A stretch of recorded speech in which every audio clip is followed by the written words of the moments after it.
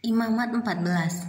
Tuhan berfirman kepada Musa, "Inilah yang harus menjadi hukum tentang orang yang sakit kusta pada hari pentahirannya. Ia harus dibawa kepada imam, dan imam harus pergi keluar perkemahan kalau menurut pemeriksaan imam penyakit kusta itu telah sembuh daripadanya. Maka imam harus memerintahkan supaya bagi orang yang akan ditahirkan itu diambil 2 ekor burung yang hidup dan yang tidak haram, juga kayu aras, kain kirmizi, dan hisop. Imam harus memerintahkan supaya burung yang seekor disembelih di atas belanga tanah berisi air mengalir. Tetapi burung yang masih hidup haruslah diambilnya bersama-sama dengan kayu aras, kain kirmizi, dan hisop. Lalu bersama-sama dengan burung itu semuanya harus dicelupkannya ke dalam darah burung yang sudah disembelih di atas air mengalir itu. Kemudian ia harus memercik 7 kali kepada orang yang akan ditahirkan dari kusta itu, dan dengan demikian mentahirkan dia. Lalu burung yang hidup itu haruslah dilepaskannya ke padang. Orang yang akan ditahirkan itu haruslah mencuci pakaiannya, mencukur seluruh rambutnya, dan membasuh tubuhnya dengan air, maka ia menjadi tahir. Sesudah itu ia boleh masuk ke dalam perkemahan, tetapi harus tinggal di luar kemahnya sendiri 7 hari lamanya. Maka pada hari yang ke-7 ia harus mencukur seluruh rambutnya, rambut kepala, janggut, alis, bahkan segala bulunya harus dicukur. Pakaiannya dicuci dan tubuhnya dibasuh dengan air, maka ia menjadi tahir. Pada hari yang ke-8 ia harus mengambil 2 ekor domba jantan yang tidak bercela, dan seekor domba betina berumur 1 tahun yang tidak bercela, dan 3/10 eva tepung yang terbaik diolah dengan minyak sebagai korban sajian, serta 1 log minyak. Imam yang melakukan pentahiran itu harus menempatkan orang yang akan ditahirkan bersama-sama dengan persembahannya di hadapan Tuhan di depan pintu kemah pertemuan. Dan ia harus mengambil domba jantan yang seekor dan mempersembahkannya sebagai tebusan salah bersama-sama dengan minyak yang 1 log itu. Dan ia harus mempersembahkannya sebagai persembahan unjukan di hadapan Tuhan. Domba jantan itu harus disembelihnya di tempat orang menyembelih korban penghapus dosa dan korban bakaran, di tempat kudus, karena korban penebus salah, begitu juga korban penghapus dosa adalah bagian imam. Itulah bagian maha kudus. Imam harus mengambil sedikit dari darah tebusan salah itu dan harus membubuhnya pada cuping telinga kanan dari orang yang akan ditahirkan, dan pada ibu jari tangan kanan, dan pada ibu jari kaki kanannya. Imam harus mengambil sedikit dari minyak yang 1 log itu dan menuangnya ke telapak tangan kiri imam sendiri. Ia harus mencelupkan jari kanannya ke dalam minyak yang di telapak tangan kirinya itu, dan sedikit dari minyak itu haruslah dipercikannya dengan jarinya 7 kali di hadapan Tuhan.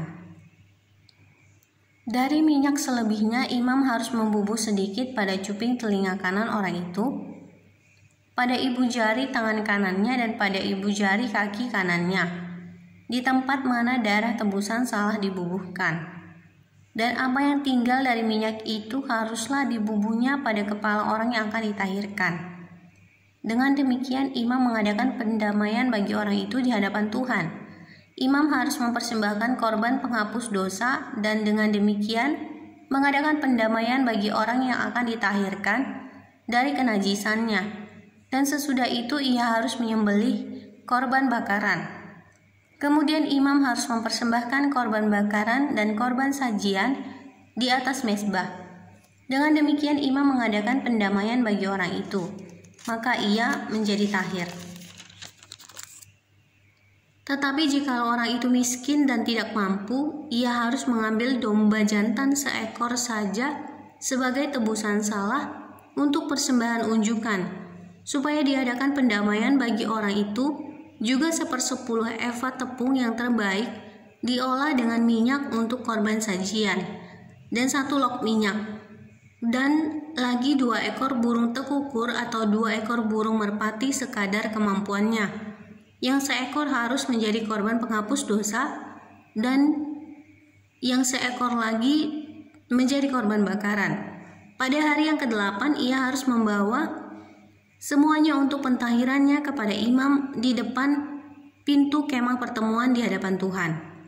Kemudian imam harus mengambil domba tebusan salah dan minyak yang 1 log itu. Lalu imam harus mempersembahkan semuanya sebagai persembahan unjukan di hadapan Tuhan.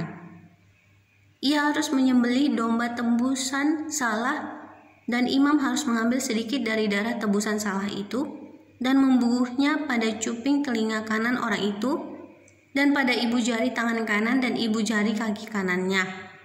Dan imam harus menuang sedikit dari minyak itu ke telapak tangan kirinya sendiri. Lalu sedikit dari minyak itu haruslah dipercikkan oleh imam dengan jari kanannya 7 kali di hadapan Tuhan. Kemudian imam harus membubuh sedikit dari minyak itu pada cuping telinga kanan dari orang yang akan ditahirkan, pada ibu jari tangan kanannya dan pada ibu jari kaki kanannya di tempat mana dibubuhi darah tebusan salah itu. Dan minyak selebihnya haruslah dibubuhnya pada kepala orang yang akan ditahirkan, supaya diadakan pendamaian bagi orang itu di hadapan Tuhan.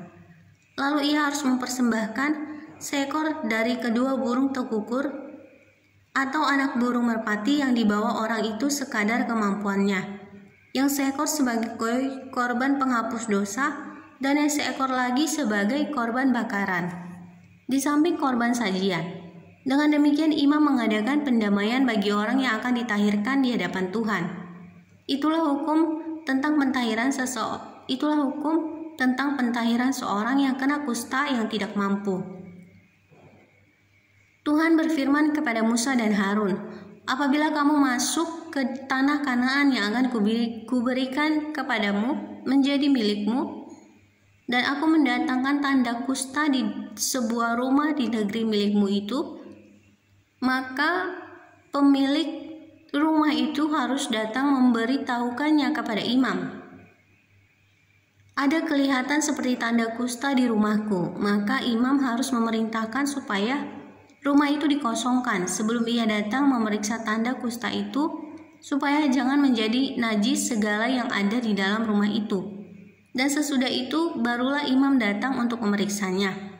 Kalau menurut pemeriksaannya tanda pada dinding rumah itu merupakan lekuk-lekuk yang kehijau-hijauan atau kemerah-merahan warnanya yang kelihatan lebih dalam dari permukaan dinding itu, imam harus keluar dari rumah itu lalu berdiri di depan pintu rumah dan menutup rumah itu 7 hari lamanya. Pada hari yang ke-7 imam harus datang kembali kalau menurut pemeriksaannya tanda kusta itu meluas pada dinding rumah. Maka imam harus memerintahkan supaya orang mengungkit batu-batu yang kena tanda itu dan membuangnya ke luar kota ke suatu tempat yang najis. Dan ia harus mengikis rumah itu sebelah dalam berkeliling. Dan kikisan lepa itu haruslah ditumpahkan ke luar kota ke suatu tempat yang najis. Dan orang harus mengambil batu-batu lain lalu memasangnya sebagai pengganti batu-batu tadi dan harus mengambil lepa lain dan melepa rumah itu. Tetapi jikalau tanda itu timbul lagi di dalam rumah itu, sesudah batu-batunya diungkit dan sesudah rumah itu dikikis, bahkan sesudah dilepa lagi, dan kalau imam datang dan menurut pemeriksaannya tanda itu meluas di dalam rumah, maka kusta ganaslah yang ada di dalam rumah itu, dan rumah itu najis. Rumah itu haruslah dirombak, yakni batunya, kayunya, dan segala lepa rumah itu, lalu dibawa semuanya keluar kota ke suatu tempat yang najis. Dan orang yang masuk ke dalam rumah itu selama rumah itu ditutup menjadi najis sampai matahari terbenam. Dan orang yang tidur di dalam rumah itu haruslah mencuci pakaiannya. Demikian juga orang yang makan di dalam rumah itu haruslah mencuci pakaiannya. Tetapi jikalau imam datang dan menurut pemeriksaannya tanda itu tidak meluas di dalam rumah itu, sesudah dilepa, maka imam harus menyatakan rumah itu tahir karena tanda itu telah hilang. Kemudian untuk menyucikan rumah itu haruslah ia mengambil 2 ekor burung kayu aras, kain kirmizi dan hisop. Burung yang seekor haruslah disembelihnya di atas belanga tanah berisi air mengalir. Lalu ia harus mengambil kayu aras dan hisop, kain kirmizi dan burung yang masih hidup itu dan mencelupkan semuanya ke dalam darah burung yang sudah disembelih dan ke dalam air mengalir itu. Kemudian ia harus memercik kepada rumah itu 7 kali.